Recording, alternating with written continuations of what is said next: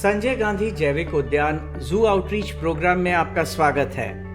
आज हम जिस जानवर के बारे में बात करेंगे वो बिल्लियों की प्रजाति से संबंध रखता है, लेकिन बेहद खतरनाक, ताकतवर और फुर्तीला है।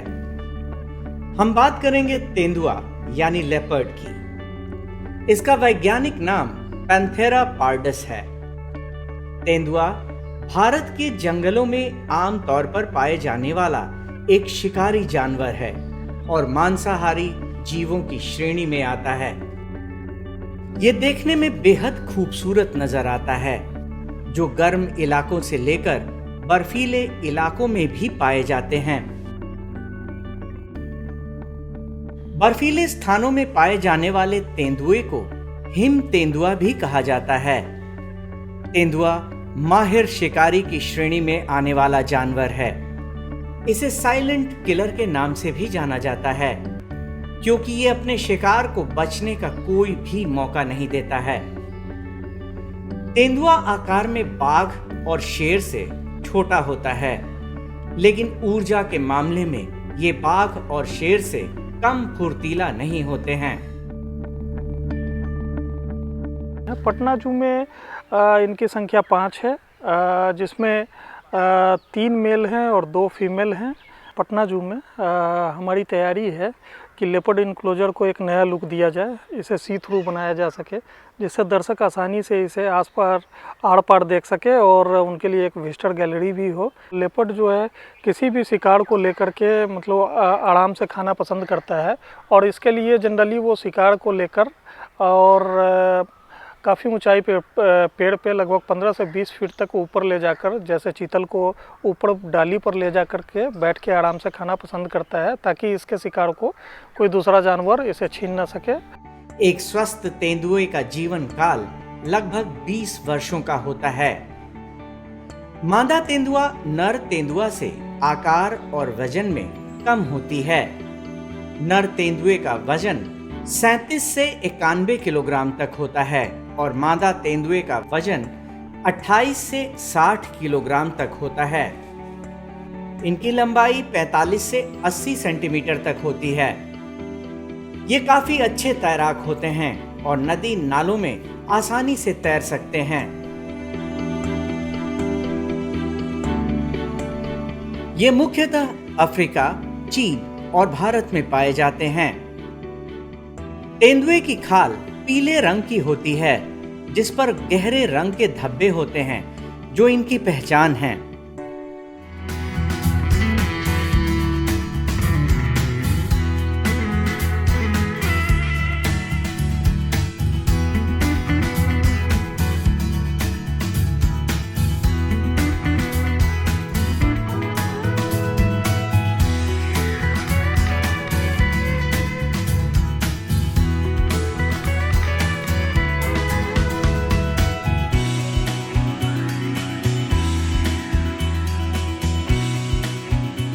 परंतु कुछ तेंदुए काले रंग के भी होते हैं, जिसे ब्लैक पैंथर कहते हैं।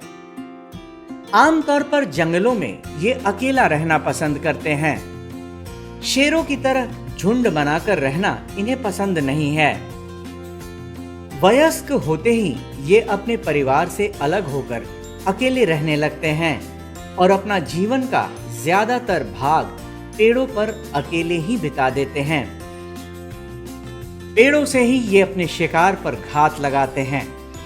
कभी कभी यह घास में छिपकर भी अपने शिकार का पीछा करते हैं।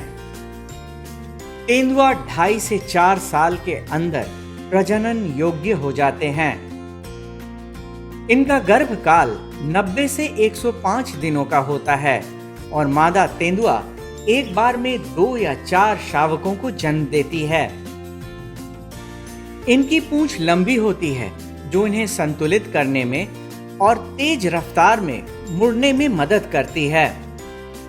ये काफी तेज दौड़ते हैं। इनके दौड़ने की रफ्तार 60 किलोमीटर प्रति घंटा तक होती है।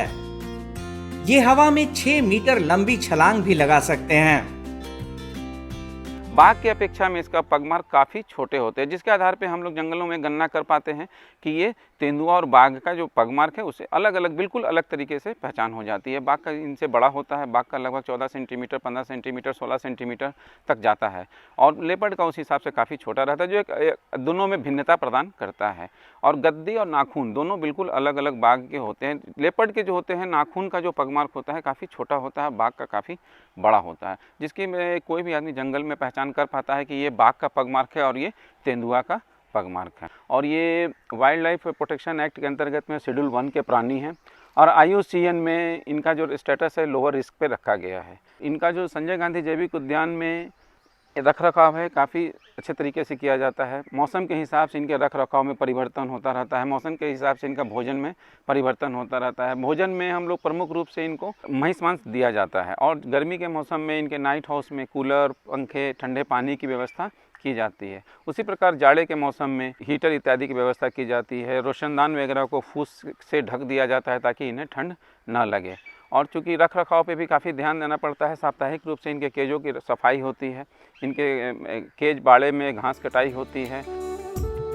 संजय गांधी जैविक उद्यान में ये तेंदुए दर्शकों के लिए आकर्षण का केंद्र हैं। आज के कड़ी में बस इतना ही। कल फिर मिलेंगे पटना जू शो में एक नए एनक्लोजर के पास एक नए जानवर के साथ। तब तक के लिए नमस्कार।